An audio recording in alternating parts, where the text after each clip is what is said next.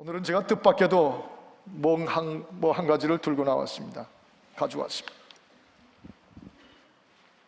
와, 이게 무겁네요. 뭔지 아시겠습니까? 볼링 공입니다. 볼링공. 이게 무거워가지고 제가 좀 이렇게 흔들거립니다. 일주일 전에 저희 교회 오셔서 건강 강의하시는 한 분이 말씀하신 걸 듣고 제가 너무 충격을 먹었습니다. 이게 볼링볼인데 10파운드랍니다. 10파운드짜리. 근데 이것이 사람의 머리 무게하고 똑같대요. 우리가 다 이고 있는 이 머리가 이 무게랍니다. 와, 저는 좀 한 11파운드 정도 될 것 같아요. 크니까. 여기 있는 은하 같은 여생들, 날씬한 아이들은 한 9파운드 정도 될 것 같습니다. 이 머리를 우리 머리로 이 무게를 갖고 사는데, 더 놀라운 거는 가뜩이나 무거운데 머리가 복잡하고 어지러우면 더 무거워져요. 그렇잖아요? 근데 이 머리를 맑게 하고 머리를 정결하고 깨끗하게 하면 무게는 훨씬 더 가벼워지겠죠. 가뜩이나 머리 무게가 힘든데, 그런데 무엇 때문에 그렇게 복잡하게 삽니까? 무엇 때문에 다 그렇게 힘들어들 하십니까? 오늘 신앙생활에 대한 중요한 깨우침을 우리에게 주시는데, 오늘 이 본문을 쭉 읽으면서 결국 묵상 가운데 결론은 이겁니다. 우리의 신앙은 뜨거워야 됩니다. 그러나 신앙은 뜨거운데 오히려 머리는 맑아져야 됩니다. 신앙이라는 이름을 가지고 신앙생활에 무슨 명분을 붙이고 갖가지 이유를 대가면서 신앙을 뜨겁게 한다는 것 때문에 머리까지 복잡해지고 머리까지 무거워지면 그건 잘못하는 거예요. 그것은 오히려 성경이 가르치는 신앙생활이 못 됩니다. 신앙은 오히려 뜨거울수록 우리의 머리는 성령 안에서 맑아지는 것이죠. 대개 우리의 머리가 왜 무겁고 복잡해지냐면 정상적인 것을 비정상적인 것으로 다룰 때입니다. 정상과 비정상. 결국 예수를 믿고 신앙생활해도 그 신앙생활 때문에 오히려 그전보다 더 정상적이고 노멀해져야지, 신앙이라는 이름 가지고 앱노멀하게 비정상이 됐다간 큰일 나는 것입니다. 교회 올 때도 찬송하면서 오시는 것이 정상적이지, 교회 오는 차 속에서 부부가 대판 붙어가지고 오던 길에 돌아가면 그 머리 더 무거워지는 것입니다. 어느 부인이 정말 남편을 보면서 무거워하고 머리가 복잡해지는 얘기를 듣는데, 그 중에 하나 이런 얘기를 들었습니다. 이제 거의 50이 돼 가는데 자기 남편이 시어머니 밥상에서 같이 밥을 먹을 때 지금도 숟갈에 시어머니가 반찬 생선을 손으로 뜯어서 얹어주면 그거 받아 먹고 있대요. 미치고 환하겠답니다. 물론 효도하고 어머니 사랑을 받아주는 거 자세는 좋지만 어떻게 50이 돼가는 나이에 아직도 반찬 뜯어 숟가락에 올려주는 먹어야 되겠느냐고. 이제는 좀 달라져야 되지 않느냐. 정상 비정상 얘기들 할 수 있어요. 또는 상식과 비상식의 얘기입니다. 예수를 믿어서 신앙이 뜨거울수록 더 우리는 common sense가 통해야 돼요. 상식적이라야 돼요. 근데 우리 신앙이라는 이름 가지고 뜨겁다고 해가면서 비상식적 행동을 취하거나 사고방식들을 가지면 이거 잘못해도 크게 잘못된 거죠. 예를 들어서 어느 분은 시아버지에 대해서 굉장히, 되게 시아버지와 며느리가 아주 친한 법인데 시아버지에 대해서 원망이 심하고 무지하게 야매 싫어한 모양입니다.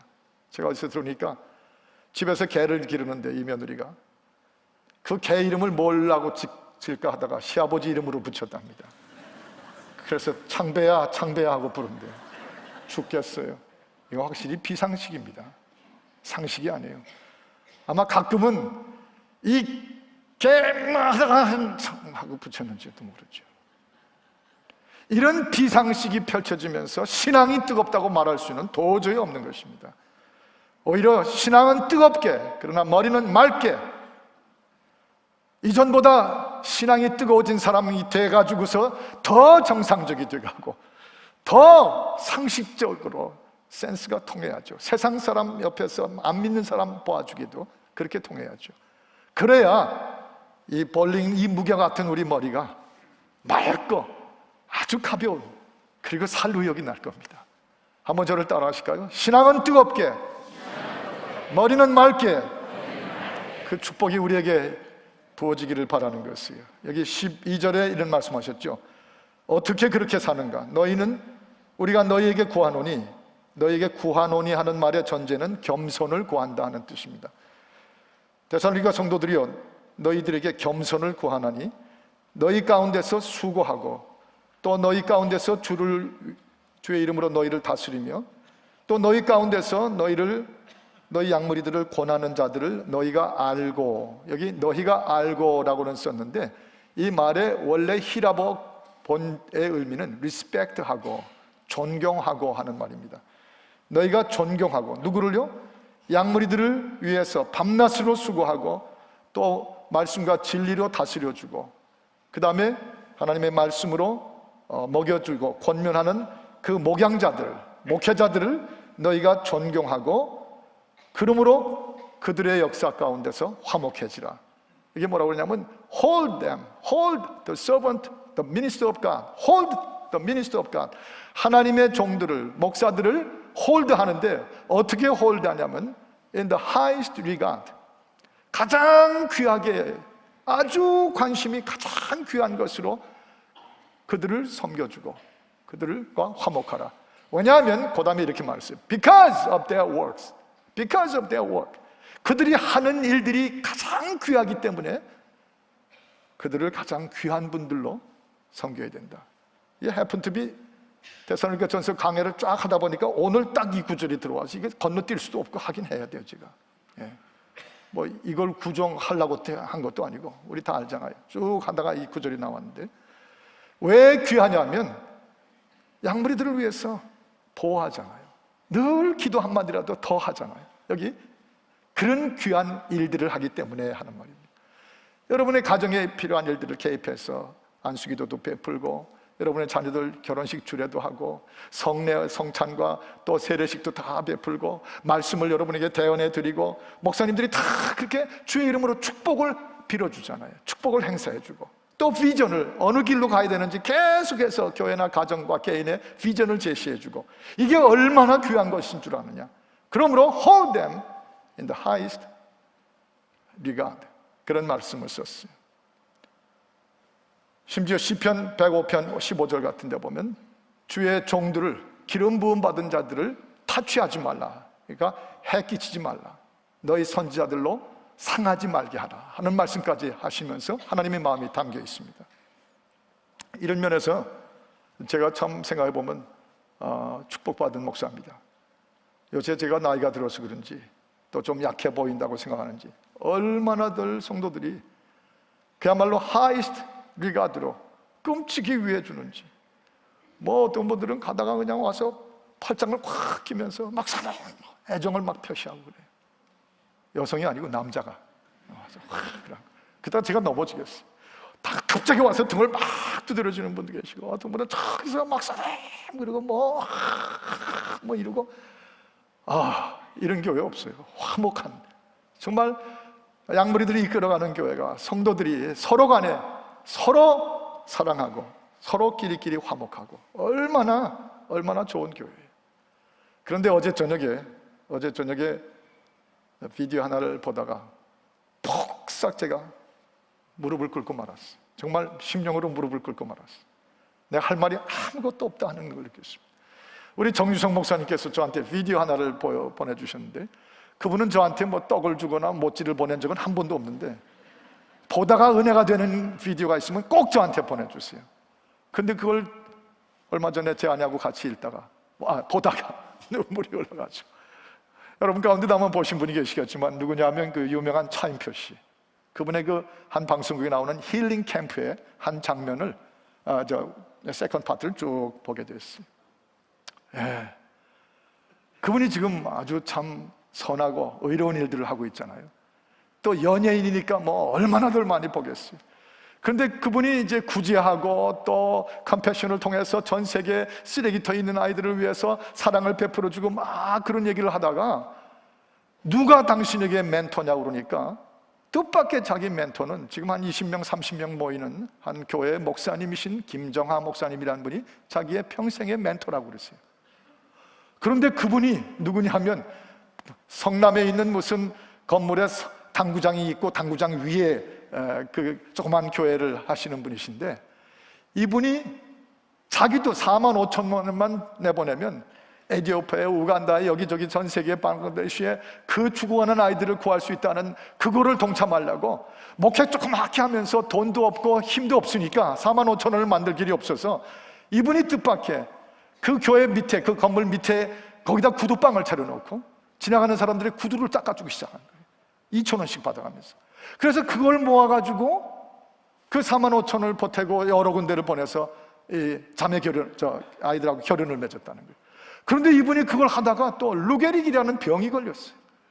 근육이 점점 굳어지는 병이 걸렸는데, 어제 그분이 그 장면에 나오셨더라고요. 어제 제가 봐서 그렇지 그 전에 얘기했지만 이분이 휠체어에 타고서 나오셨어요.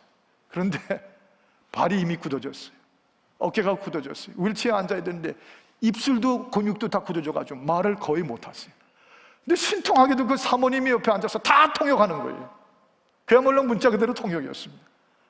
그런데 그분이 자기 평생의 멘토라고 그래요. 몸이 저렇게 부서뜨리기까지 구두를 닦아서라도 정말 약물이들을 위해서 세계 올게 흩어진 All the world is my parish 하는 그 마음으로 그렇게 섬기는 주의 종, 그를 내 평생의 멘토로 삼는다고 하는 그 눈물겨운 고백.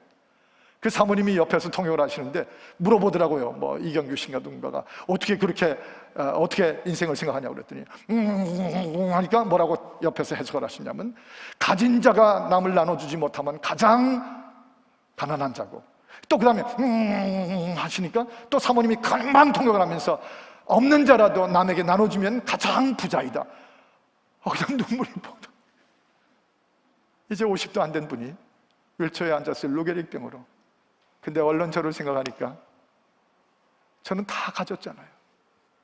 이 좋은 교회에서, 이 화목한 교회에서 이렇게 사랑받으면서 제가 무슨 할 말이에요? 저는 한 번도 구두 닦아본 적이 없어요.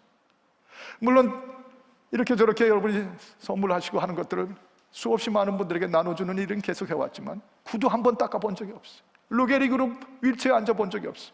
그런데 그 차인표 씨와 우린 주로 차인표 그러죠. 그분도 뭐 굉장히 나이가 드신 분인데, 근데 연예인들은 다 그렇게 해야 돼요. 제가 2년 전에 워싱턴에 횃불대에 그분이 오셔가지고 엄청나게 의로운 메시지를 전했는데, 제가 그때 갔다 와가지고서는 밥을 먹으면서 야, 내가 차인표하고 저녁을 먹었다 같이. 제 며느리가 어머머! 아버님이 진짜 차인표하고 저녁을 먹었어요? 존경해요. 이제 그렇게. 그 연예인들이 받는 그 인기라는 게 그런 거 아니에요. 그런데 그런 분이 평생의 자기 멘토라고 하는, 거기서 제가 할 말을 잃어버렸어요. 말이 나왔으니 말이지, 이제 차인표 씨하고 그 부인 신혜라 씨라는 분이 정말 진실하게 믿는 집사님 부부인데 이번 8월 달이면 여기 우리 베델교회로 오실 것입니다.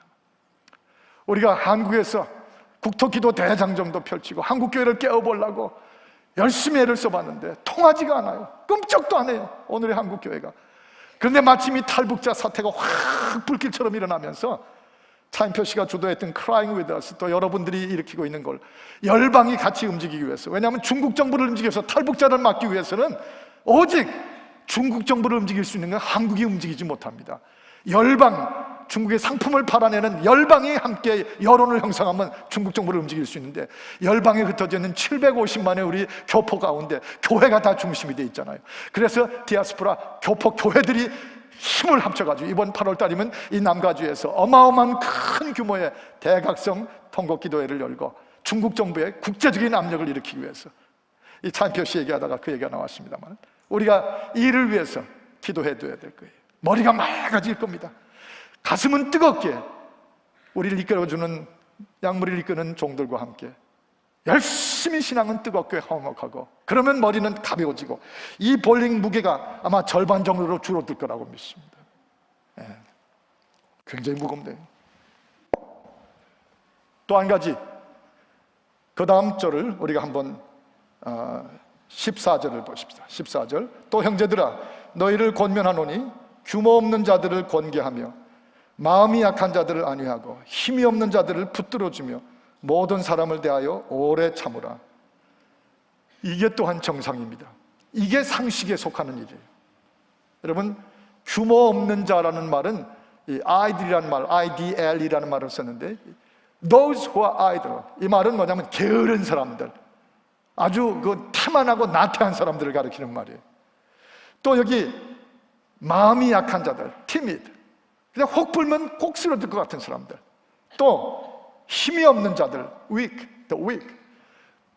여러 가지 그 인생의 무거운 짐 때문에 약해져 있는 사람들, 그들을 향해서 오래 참으라. 붙들어주고 보듬켜 안아주고 권면해주면서 오래 참으라, 오래 참으라. 그게 정상이고, 그게 예수 그리스도의 제자들로서는 지극히 상식적이라는 것입니다. 신앙이 뜨거워지고 입에서 여러 가지 명분의 얘기를 하더라도 남을 붙잡아주고 보듬켜 안아주고 권면하고 이런 것들이 없으면 머리가 더 무거워져요. 그러나 오래 참아가면서 이 약하고 힘든 자들을 섬겨주고 보살펴주고 붙들어주면 그게 오히려 우리의 머리를 맑게 하고, 신앙은 신앙대로 뜨겁고 우리의 머리는 맑고 성결하게 된다는 것이죠. 여러분, 여기 나와 있는 이 영어 단어들, idle, timid, weak, 이 말들이 다요 사실 참 우리 주변에 힘든 사람들입니다. 그런데 이것이 남들, 나하고 상관없는 남들이라고 그러면 별로 관심 없죠. 그런데 그 idle하고 weak하고 timid한 사람들이 내 가족 중에 있습니까? 내 아이 중에 있습니까? 아니 심지어는 내 부모님이 바로 그런 종류의 인생을 지금도 사는 분들입니까? 부담스럽죠. 머리 복잡하죠. 지긋지긋하죠. 지끈지끈하다 그러죠. 머리 지끈. 그러니까 오히려 신앙은 뜨겁게 가지면서 거기에 한이 차가지고는 막 충돌하고 덤벼들어요. 그런 자식이 있으면 막 때리고 욕을 하고, 그런 남편이면 막 구박하고 인격을 파괴시키고, 그런 부모님이면 심지어 부모님한테 막 대들고, 그렇게 하는 것이 머리를 맑게 하는 것입니까? 아니에요. 그건 오히려 몰라서 그렇지 더 머리가 복잡해지고 무거워지는 길이 되는 것이죠. 오히려 주님이 하신 것처럼 오래 참고 견디면, 그저 주님의 심정을 가지고 참아주고 붙들어주고 그러면 그것이 오히려 충돌하고 부딪힌 것보다는 우리 머리를 맑게 하는 길이 된다는 것이에요. 그래서 여기 모든 사람을 대하여 오래 참으라, 그렇게 말씀해 주신 이유가 있습니다. 얼마나 오래 참아줘야 돼요? 하나님께서 날 참아주신 것만큼이나 오래 참으라는 것이에요. 자, 디모데전서 1장 16절을 한번 보세요. 같이 한번 읽어보실까요? 시작. 그러나 내가 긍휼을 입은 까닭은 예수 그리스도께서 내게 먼저 1절 오래 참으심을 보이사 후에 주를 믿어 영생 얻는 자들에게 본이 되게 하려 하심이니라. 예, 1절 주께서 나를 향하여, 주님 하나님께서 나를 향하여 오래 참으셨어. 얼마나 오래 참으셨는지, 내가 어디까지 참아주셨어요?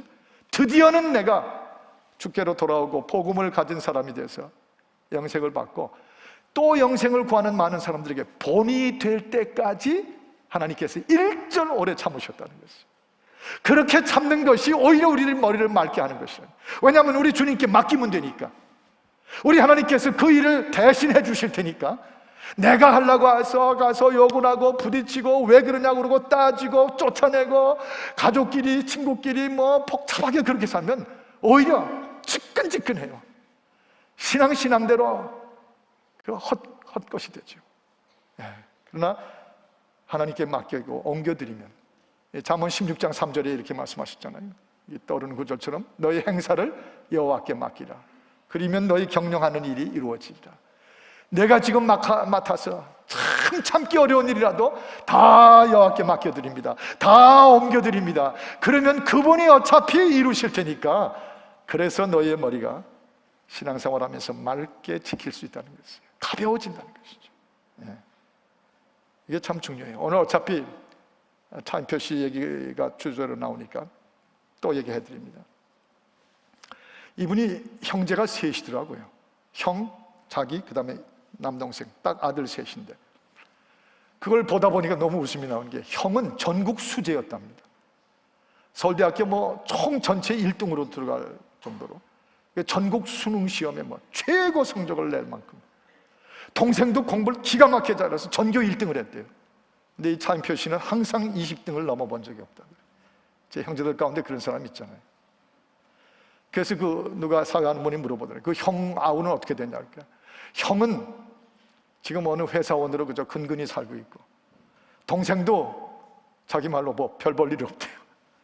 근데 공부 제일 못하던 자기가 이렇게 지금 전국적으로 여러분이 알아주는 것처럼 되어 있다고. 그래서 우리 아이들 가운데 그 공부 뛰어나지 않은 구박 절대 할 필요 없어요. 걔들이 다 위대해질 거예요. 저도 공부로 수재에 가본 적은 없거든요. 근데 지금 그래도 이렇게 서서 설교하고 있잖아요. 이 차인표 씨가 그 어머니가 아주 예수 잘 믿는 분이고 미국까지 신학을 공부하러 오신 덕에 그 어머니를 따라서 와서 뉴욕으로 와가지고 영주권을 받았던 교포 출신이신 거더라고요. 그때 제가 다 들었어요. 제가 뭐 차인표 선전하는 회사로 여기 나온 건 아닌데 지금 이게 그 흥미진진한 얘기니까. 그런데 형, 동생 사이에 치여 있는데도 어머니는 항상 자기에 대한 기대와 이 아들 셋을 똑같이 다뤄주신 거예요. 다 모든 걸 그 어려운 홀로 살아가면서 자식 셋을 키우는데 똑같이 기도하며 밀어줬다는 거예요. 한 번은 어머니가 겨울인데 밖에 나가서 마당을 쓰려고 그러더래요. 앞에 길목을 다 빗자루로 쓰려고. 그래서 왜 쓰려고 그러냐 그랬더니 그 형이 전국 수능 시험을 쳤는데 치고서 온 다음에 어머니가 물어본 거예요. 어떻게 시험을 봤냐? 어머니 내 기억으로는 하나도 안 틀린 것 같아요. 전부 맞힌 것 같다. 그러니까 이 어머니가 그럼 내일 아침에는 그 당시 이제 그랬다거든요. 수능 시험에 전국 1등을 하면 그 골목이 그냥 기자들로 막 각 신문사 TV가 다 모여들었대요. 기자들이 올 텐데 이 앞에 골목을 깨끗이 치워야 되겠구나. 공부 못하는 차인표를 시켜서 나가서 다 쓰려고. 그래서 나가서 다 그걸 쓰러대요. 그 쪽팔리고 기분 좋아했겠죠.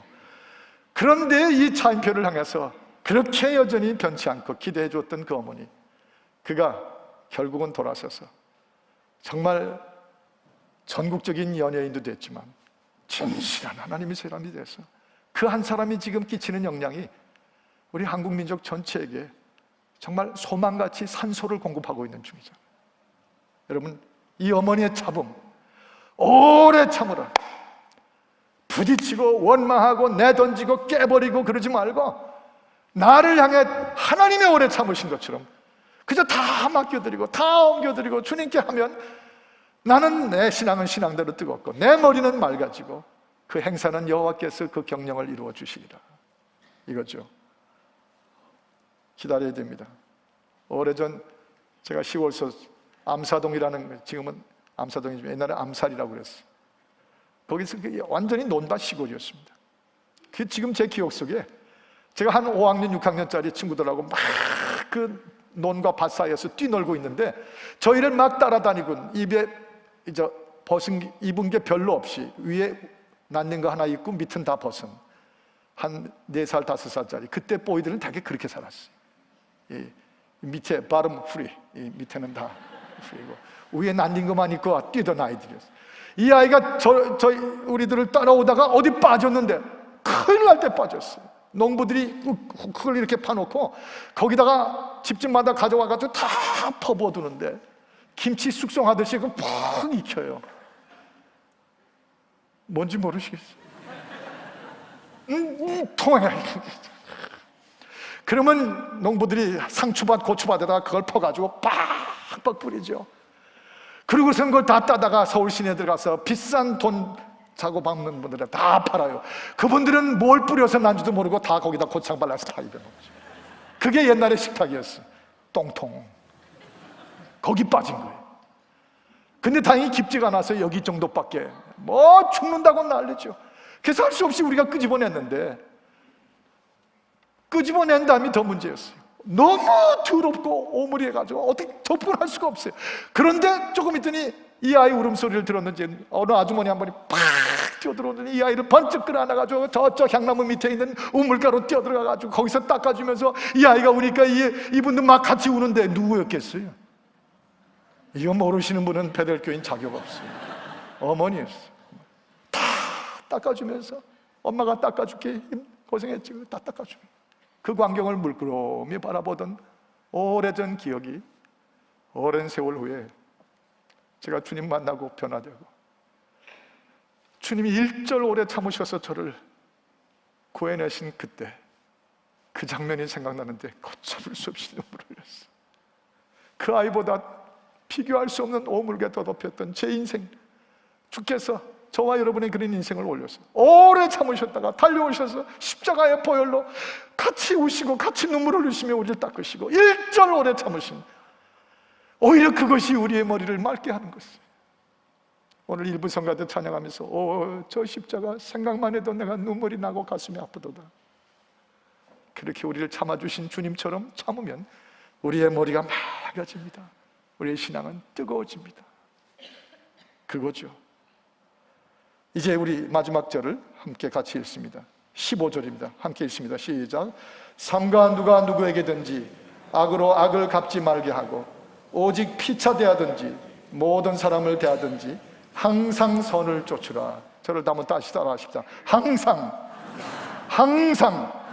선을 쫓으라. 악을 쫓으라. 정신 차리셔야 돼요. 정신 차려요. 아니 그것까지 따라하면 어떻게 해요? 상식적으로 악을 쫓으라는 아닌 거죠. 갑자기 제가 따라한다고 하니까 그냥 말려 들어오신 것이지만, 항상 선을 쫓으라. 이것이 상식이고 이것이 크리스천들에게 정상이에요. common sense고 노멀한 거예요. 머리가 맑아집니다. 항상 선을 쫓아라. 신앙 큰 소리치고 뭐 신앙에 대단한 뭐가 있는 것처럼 명분을 앞세우고 뭐 하는데, 그런데 그 입에서는 그 독보다 더한 악한 말들이 쏟아져 나오거나 거짓을 막 토해내거나 이중성을 막 보이면요, 그것은 오히려 머리대로 복잡해 터져요. 그것은 오히려 악을 쫓아가는 길인 거예요. 머리가 복잡해지다 결국 사탄이 들어와 다 지배하고 마는 것입니다. 그렇기 때문에 예수 그리스도의 제자들은 정상적으로 상식적으로, 안 믿는 사람도 그렇게 안 하는데 믿는 사람들이 복음 안에서 신앙은 뜨겁고 그리고 머리는 가볍게 맑게 하려면 여러분 선을 항상, 이게 내가 지금 선을 쫓고 있는 것인지 쫓으라는 것입니다. 악으로 악을 갚지 말고 모든 사람에게 선을 베풀라. 벌써 악을 향해서 싸우려고 덤벼들고 악을 악으로 더 갚으려고 그러고 악을 몸부림치면서 하나님 왜 이런 악이 여기 이 땅에 내 옆에 있게 하십니까? 그렇게 하는 동안엔 벌써 악에게 다 말려 들어가고 있는 거예요. 악에게 오히려 지고 있는 것이라는 것입니다. 악은 그렇게 대하지 말라는 것이에요. 히브리서 10장 30절의 말씀이 이렇게 우리에게 줍니다. 원수 갚는 것은 내게 있으니 내가 갚을 것이다. 또 말씀하시기를 주께서 그의 백성을 심판하리라 하신 것을 내가 잊지 기억하지 않느냐? 악이 있어서 심판하는 건 내가 심판해. 네 손 대지 마라. 네 손에 피를 묻히지 마라. 결국 하나님이 다 갚으시고 결국 하나님이 나중에 심판하시게 되어 있는 것을 Don't you remember? 기억하지 못하느냐? 그 말씀이시죠. 오히려 악을 볼수록 더 선을 사모하게 되라, 그 말씀입니다. 제가 어느 간증집을 읽다가 기가 막힌 얘기를 하나를 봤습니다. 동네 건달 하나가 이 중학생이었던 이분을 자꾸 괴롭히니까 고등학교 막 올라가면서 막 의군인 치면서 여러 번 얻어맞고 돈을 뺏기고, 이 건달한테 시달린 이 중고등학생이 한 번은 너무 화가 나서 칼을 품고 나갔다가 어둑한 밤에 그 찔러버린 거예요. 그 악을 그야말로 악으로 확 찔른 거죠. 그런데 그것 때문에 이분이 불구가 됐어요. 일생 불구가 되어버리고 말았어요. 오랜 세월이 지났습니다. 인생은 꼭 꼬여요. 꼬이고 꼬이고 꼬입니다. 그게 삶의 스토리들이에요. 약 10여 년 세월이 지난 후에 어느 한 여인을 깊이 사랑하게 돼서 그 여인하고 결혼하게 되었습니다. 그래서 결혼하게 돼가지고 그 집을 찾아가서 가족들을 만났는데 이 결혼하게 된 여인의 오빠가 바로 그 건달이었어요. 평생의 불구가 되어 있는 거예요. 결국은 결혼했는데 그 불구가 된 오빠를 자기가 일생을 거의 뒷받침을 다 하게 되었어요. 그 무거운 짐을 다 자기가 뒷받침하게 돼요. 악을 악으로 갚으면 바로 이렇게 무서운 짐이 되는 것을 보여주죠. 얼마나 그걸 보면서 제 가슴에 진절이 나게 느껴지던지. 여러분, 어느 분이 이렇게 말했습니다. 가장 큰 죄가 무슨 죄인가? 이런 지혜로운 대답을 했다고 합니다. 죄가 많이 있지만 그 중에도 내가 생각하기에는 한 인생 살면서, 한 평생 그 많은 시간을 쓰고 살면서, 그 많은 돈을 쓰고 살면서, 한 평생 살면서 단 한 번이라도 세상을 밝혀주거나 사람들의 어두움을 밝혀줄 만한 선을 한 가지도 행한 적이 없는 사람이 가장 큰 죄악을 저지른 사람입니다. 뼈 아프게 느껴지는 구절입니다. 우리 예수님 그 많은 악이 둘러싸고 있었지만 끝까지 그 악을 악으로 갚지 않고 선으로 갚으시고, 선으로 갚다 못해 십자가 위에서 죽으셨어요. 자기가 오히려 선으로 악을 이기기 위해서 십자가에서. 그래서 저 누가복음 23장에 보면 주여 하나님이여 저들이 자기들이 하는 일을 알지 못하나이다. 저들이 자기들이 하는 것을 저들이 알지 못하나이다. 이 말씀을 외칠 수밖에 없으셨습니다. 이제 여러분에게 한 비디오를 보여드리려고 합니다. 결국 악한 것 탄식하지 말고 오히려 그 에너지가 있으면 선을 항상 쫓는 쪽이 우리의 머리를 맑게 하고 신앙을 뜨겁게 하는 길입니다. 그거를 또 그 차인표 씨, 그 장면 가운데 몇 가지를 좀 편집해가지고 보여드리도록 부탁을 했더니 이렇게 나왔습니다. 한번 같이 보십시다. 예전에 저는 노셨어요? 사람들이 바른 생활 사나이라고 막 부르고 이러던 시절이 있는데, 그때는 죄를 안 짓는 게 아니라 잘 숨겼던 사람이었고, 2006년도부터 사람이 바뀐 다음에는 가치관이 바뀌었어요. 다. 그러니까 지금 저는 더 훨씬 재밌어요. 이렇게 사는 게. 이렇게 이제 45,000원씩 아이들 후원하잖아요. 근데 그 45,000원으로 아프리카의 우간다에 있는 쓰레기 더미에 있던 애는 새 삶을 얻는데, 그 현장을 봤지 않습니까? 애들 눈에 파리가 알을 낳았고, 파리떼가 막 이게 눈이 집인 거예요. 지네 집에 파리들이. 이 손을 들어서 파리를 쫓을 힘조차 없는 애들이에요.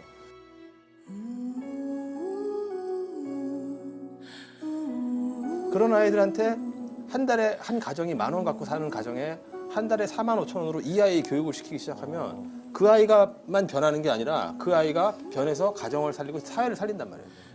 근데 이제 그렇게 내가 번 돈이 이렇게 소중한 일에 쓰이는 거를 이제는 목격을 했기 때문에, 예를 들어서 에티오피아의 사막에 가난한 애가 앉아 있습니다. 한 4살, 5살 된 애가. 아무 희망도 없고 주변도 다 가난하니까 먹을 것도 없고 물도 없고, 그럼 하늘만 보고 있는 거예요. 배고픈 하늘. 내일 떠오르는 태양, 더 배고픈 태양. 그렇게 희망이 없는 애가 있는데,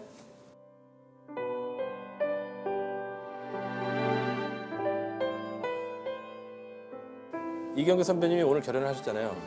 한 2주 지나면 그 마을의 그 아이한테 컴패션 스텝이 한 명이 찾아갈 거예요. 에티오피아 스텝이. 그래요? 그쪽에 있는 에티오피아 선생님이 가서 앉아있는 애 딱 이렇게 세우면서 이럴 겁니다. 한국의 서울에 사는 이경규라는 아저씨가 오늘부터 너를 후원해서 너를 학교를 보낸다. 가자 나랑. 하고 그 아이의 손을 끌고 가는 거예요. 그러면 걔는 쓰레기 더미에서 정말 학교로 옮겨지고 절망해서 희망으로 옮겨지고, 제가 그 일을 하신 거예요. 우리 딸들을 입양했어요. 두 아이. 네. 아, 첫째 딸이 예은인데, 차예은인데 2005년도 11월에 입양을 했고, 입양을 했고요. 네, 둘째가 2007년 10월에 또 입양을 했고. 그래서 아들은 이제 제 아내가 낳았고, 네네. 네, 딸들은 보육원에서 데려왔죠. 데려왔고. 근데 사실 그런 결정을 하기가 쉽지 않잖아요. 근데 어떻게 어떻게 해서 그런 결심을 하셨어요? 이제 결혼하기 전에 서로 짧았지만 연애할 때 그런 얘기를 좀 했었어요. 우리 나중에 혹시 결혼하면 이제 첫째를 낳고 나면 또 아이들 입양했으면 좋겠다. 그랬는데 한동안 잊어먹은 거죠. 그거 했던 거를. 그러다가 결정적이었던 게 이제 대한사회복지회라는데 영아들 모여 있는데 아이들이 이런 얘기를 하는 거예요. 그 드라마를 보는데 김혜자 선생님이랑 몇 분 나와서 이렇게 밥을 막 먹었나 봐요. 저거 보더니 밥 맛있겠다. 나도 먹고 싶다 이러더래요. 저희 아내가 너 밥 여기서 안 줘? 밥 먹잖아. 그랬더니, 아니요, 식판에 말고요. 그러니까 걔는 태어나면서부터 걔가 초등학생이었는데 자기 사는 동안 항상 차가운 식판에만 먹은 거죠. 그래서 그런 이야기를 하면서 아내가 눈물 흘리면서 하길래 우리가 옛날에 했던 약속도 생각나고 우리가 그러면 여유도 되고 하니까 둘째를 입양을 하자. 아내가 먼저 제안을 했고 저도 오케이를 했고. 그래서 이제 거기서 그 영화실에서 이제 눈에 밟히는 애 맨날 울고 그러는 애가 있었는데 그 아이가 예은이에요.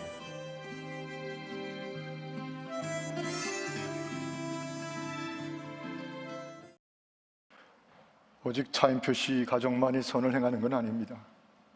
연예인이기 때문에 굳이 비춰줬다고도 생각하지 마십시다. 우리에게 메시지가 있어서 그래요. 왜 그렇게 악이 많아지죠? 상대적으로 말하면 우리가 선을 행하는 일에 항상 쫓지 않았기 때문일 수도 있습니다. 저도 그렇고 우리 모두도 그렇고 오늘 이 본문 전체가 그걸 보여줘요. 우리를 가르치고 다스리는 말씀으로 권면하는 주의 종들과 화목하고 같이 아름답게 화목하면 그게 선입니다. 힘없고 약한 자들을 보듬게 안아주고 붙들어주면 그게 결국 우리를 머리를 맑게 하는 선이 됩니다. 그리고 항상 선을 쫓아가면 태어나서부터 식판 차가운 바닥에만 밥을 먹던 아이들이 그것만 봐도 따뜻한 밥상에 한번 앉아서 먹지 못한 그게 마음에 걸려서 울면 선을 쫓게 되죠. 우리 그렇게 사십시다. 기도하겠습니다. 하나님 아버지, 좀 더 복잡해지고 무거워지는 머리, 신앙이라는 이름으로 오히려 별의별 것 때문에 머리가 복잡해지는 이거 다 벗겨내 주시옵시고 맑고 깨끗하게 오늘 데살로니가 교인들처럼 우리도 그렇게 항상 선을 쫓아 살게 하여 주옵소서. 예수 그리스도 이름으로 기도하옵나이다. 아멘.